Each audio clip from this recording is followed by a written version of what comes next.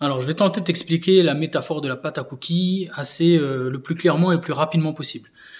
Alors, la métaphore de la pâte à cookies consiste à considérer ton temps comme une pâte à cookies que tu viens de préparer. Donc, tu viens de faire ton appareil, tu as la pâte à cookies qui est devant toi dans un bol. Et là, il peut se passer deux choses.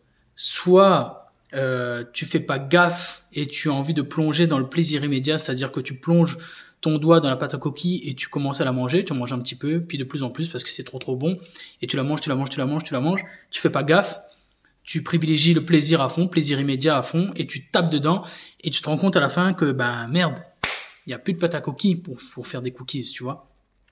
Et donc, c'est un peu la même chose avec ton temps. Si tu fais pas gaffe, si tu es pas discipliné, si tu fais pas attention, et si tu privilégies le plaisir immédiat, tu vas tomber dans le piège de taper dans ton temps pour te faire plaisir sur le moment. Et quand tu voudras utiliser ton temps pour faire quelque chose, tu n'en auras plus. Là, en l'occurrence, si on revient sur la métaphore de la pâte à cookies, quand tu voudras mettre les cookies au four, tu n'en auras plus. Alors que mettre les cookies au four, c'est très important parce que une fois que tu as ta pâte à cookies et que tu la mets dans des petits moules, déjà, tu peux choisir de la mettre dans des petits moules, des moules plus ou moins gros, en fonction de la taille des cookies que tu veux faire. Et donc, les cookies que tu veux faire sont les différentes tâches que tu peux faire dans ta journée et selon l'importance qu'elles ont. Donc, tu peux mettre ta pâte à cookies dans des différents moules, les mettre au four. Les petits cookies que tu vas sortir, ils peuvent aussi, si on continue la métaphore, ils peuvent te servir à toi. Tu peux te faire plaisir en mangeant des cookies, mais tu peux partager ces cookies-là. Tu peux les donner à des gens qui te tiennent à cœur. Tu peux les vendre, ces cookies-là. Ton temps peut te rapporter de l'argent si tu les transformes. Enfin bref, tout le temps que tu as au départ, tu peux décider de le placer dans plein de petits moules pour faire plein de petits cookies qui vont t'apporter plein de choses. Personnellement, soit aux autres, soit en temps, en argent, soit en santé, soit en plein de domaines différents. Tu peux utiliser ton temps en le mettant dans des moules, en choisissant où est-ce que tu vas le faire passer pour privilégier ce qui est important pour toi. Et bien sûr, dans le moule, tu n'auras pas pris toute la pâte, il va en rester qui est collé au bord.